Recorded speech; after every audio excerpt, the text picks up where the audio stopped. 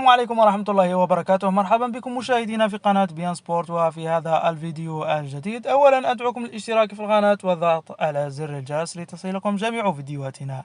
سيستقبل اليوم تشيلسي الإنجليزي نادي ريال مدريد الإسباني في قمة الدور الربع النهائي من دوري أبطال أوروبا المرحلة النهائية بملعب ستانفورد بريدج بلندن على الساعة 8 مساء بتوقيت الجزائر وتونس، الساعة 7 بتوقيت غرينتش والمغرب، والساعة 9 بتوقيت مصر وليبيا. حكم المباراة هو دانييل أورساتو من إيطاليا. أما بالنسبة للتشكيلة المحتملة للفريقين فهي كالتالي: هذه تشكيلة تشيلسي المحتملة.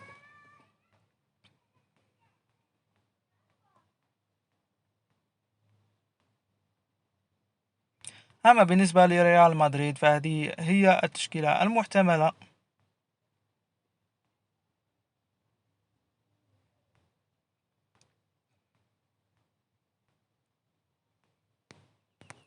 وفي الأخير أشكركم مشاهدينا على مشاهدتكم لهذا الفيديو ودعمكم لنا.